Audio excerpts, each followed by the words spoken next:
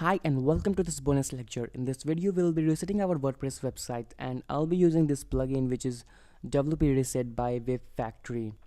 You can download this plugin from here or you can just go to plugins and you can add new from there. But I have already installed it and I'm not going to show you the installation process because I have already shown you that. Okay, so now just after installing it, just go to the tools and just click on WP Reset.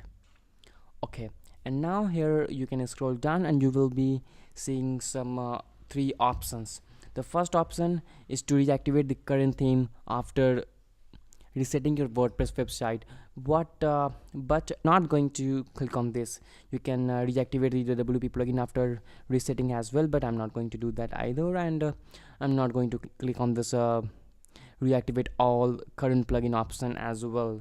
And then all you need to do is to just type in reset over here and then just click on this reset WordPress button over there, and then just click on that and everything will be in process. And now your WordPress website is just new, like you just installed it.